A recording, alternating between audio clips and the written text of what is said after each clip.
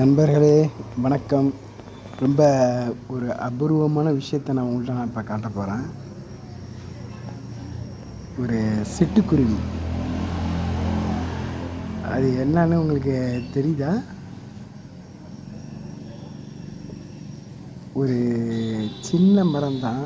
அந்த மரத்தோட ஒரு சின்ன மரங்கிறத விட ஒரு கன்று.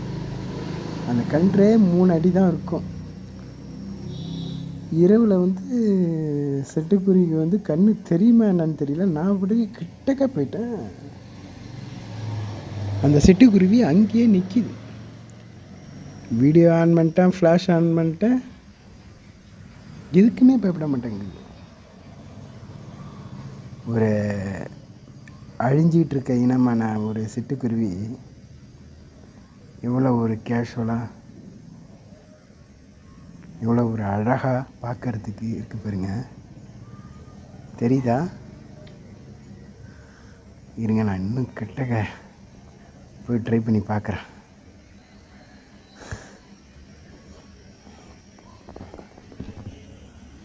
சிட்டுக்குருவி இனமே அழிஞ்சிட்டு ஒரு நிமிஷங்க. அது சிட்டுக்குருவி தானா? சிட்டுக்குருவி தான், அதில் மாற்றம் இல்லை. பயம் இல்லாமல் இருக்கு பாருங்க. அப்படியே நான் கிட்டக்க போயிட்டேன், இந்த பயமும் இல்லாமல் அப்படியே இருக்கு. ஆக்சுவலி சிட்டுக்குருவி நம்ம சின்ன பிள்ளையாக இருக்கும் போதெல்லாம் அங்கங்கேயும் மேய்ஞ்சிக்கிட்டு தான் இருக்கும்.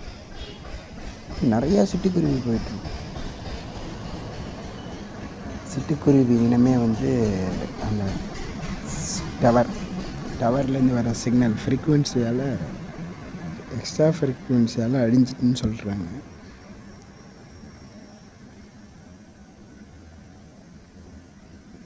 இன்று சிட்டுக்குருவி தினம் மூங்கூட. இன்று அந்த சிட்டுக்குருவி தினமும் அதுமா நான் இந்த வீடியோவை, நான் அந்த குருவியை பார்த்தேன். எனக்கு அதுலேயே ஒரு மகிழ்ச்சி தான். ஒரு அபூர்வமான ஒரு விஷயம் கண்ணில் பட்டது. இவ்வளோ ஒரு விஷயம் தான்.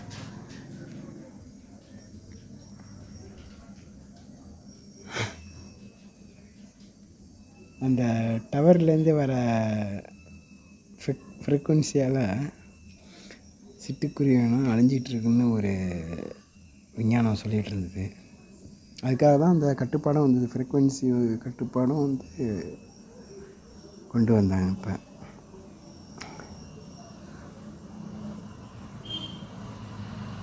சிட்டுக்குருவி ரொம்ப பூத்தா மாரி இருக்குது பாருங்க. நைட்டில் குளிர் தாங்க முடியல என்னன்னு தெரியல, பஃப்னு இருக்குது. பார்க்குது பாருங்க.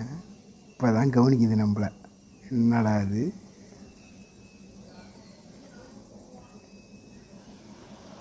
பார்க்கும். இன்னும் கொஞ்சம் கிட்டக்க போய் பார்க்கலான்னு பார்த்தாக்கா நம்ம அதை டிஸ்டர்பும் பண்ணக்கூடாது. இரவு நேரமாக வர இருக்கா.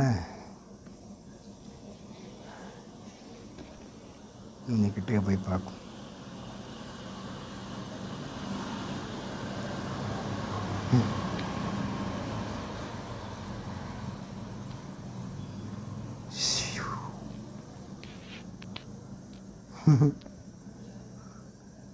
பழகுனா மனிதர் கூடயே பழகும் பிறகு இது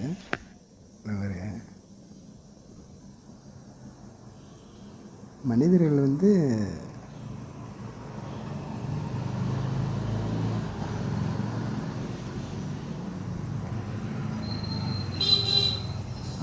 கிட்டக்க போவோம்.